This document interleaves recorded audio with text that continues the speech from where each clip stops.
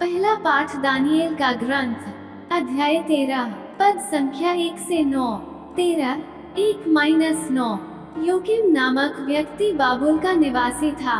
उसका विवाह हिल्किया की पुत्री सुसन्ना से हुआ था। वह अत्यंत सुंदर और प्रभु भक्त थी, क्योंकि उसके माता पिता धार्मिक थे और उन्होंने अपनी पुत्री को मूसा की संहिता के अनुसार पाया लिखाया था। योकिम बहुत धनी था और उसके घर से लगी हुई एक सुंदर वाटिका थी। यहूदी उसके यहाँ आया जाया करते थे, क्योंकि वह उनमें सबसे अधिक प्रतिष्ठित था। उस वर्ष लोगों ने जनता में से 2 नेताओं को न्यायकर्ताओं के रूप में नियुक्त किया था।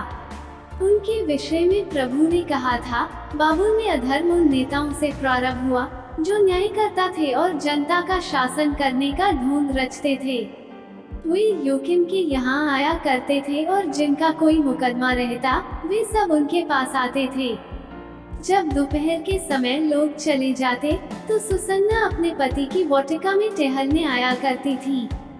दोनों नेता उसे प्रतिदिन वाटिका में जाते और टहलते देखते थे और उनमें सुसन्ना के लिए प्रबल काम वासना उत्पन्न हुई। उनका मन इतना विकृत हो गया कि उन्होंने स्वर्ग की ओर नहीं देखा और नैतिकता के नियम भुला दिए। सुसमाचार संत यूहन्ना का सुसमाचार अध्याय 8 पद संख्या 1 से 11। और ईसा जैतून पहाड़ गए। वे बड़े सवेरे फिर मंदिर आए। सारी जनता उनके पास इकट्ठी हो गई थी और वे बैठकर लोगों को शिक्षा दे रहे थे। उस समय शास्त्री और फरीसी व्यभिचार में पकड़ी गई एक स्त्री को ले आए और उसे बीच में खड़ा कर उन्होंने ईसा से कहा, गुरुवर, ये स्त्री व्यभिचार करते हुए पकड़ी गई है। संहिता में मूसा ने हमें ऐसी स्त्रियों को पत्थरों से मार डालने का आदेश दिया है। आप इसके विषय में क्या कहते हैं? उन्होंने ईसा की ओर परीक्षा लेते हुए ये कहा, जिससे उन्हें उन पर दोष लगाने का कोई आधार मिले। ईसा झुककर उंगली से भूमि पर लिखते रहे। जब वे उनसे उत्तर देने के लिए आग्रह करते रहे तो ईसा ने सिर उठाकर उनसे कहा, तुम में जो निष्पाप हो वह इसे सबसे पहले पत्थर मारे। और वे फिर झुककर भूमि पर लिखने लगे। ये सुनकर बड़ों से लेकर छोटों तक सबके सब एक एक कर खिसक ईसा अकेले रह गए और वह स्त्री सामने खड़ी रही। तब ईसा ने सिर उठाकर उससे कहा, नारी, वे लोग कहाँ हैं? क्या एक ने भी तुम्हें दंड नहीं दिया? उसने उत्तर दिया, महोदय, एक ने भी नहीं।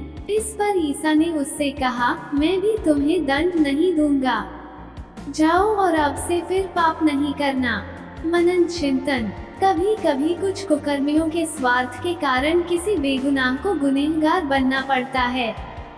समाज में ऐसे कई कुकर्म करने वाले लोग हैं जो दूसरों पर बेवजह आरोप एवं अभियोग लगाते हैं। सुसन्ना पर भी बेवजह ही बुरी बातों का अभियोग लगाया जा रहा था और कुकर्मी उसे प्राणदंड देना चाहते थे। लेकिन उसे बचाने के लिए ईश्वर दानिएल को भेजता है।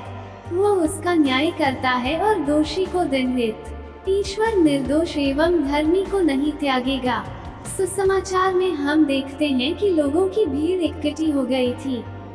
शास्त्री और फरीसी व्यभिचार में पकड़ी एक स्त्री को ले आते हैं। वे उसे प्राणदंड देना चाहते हैं। यीशु की परीक्षा लेने वे उसे यीशु के पास पकड़ लाते हैं। प्रभु यीशु उनसे कहते हैं, तुम में से जो निष्पाप हो सबसे पहले वही इसे पत्थर मारे। हम सब पापी हैं। दूसरों पर दोष लगाने के पहले हम स्वयं के अंतरतम में झांक कर देखें। आमीन।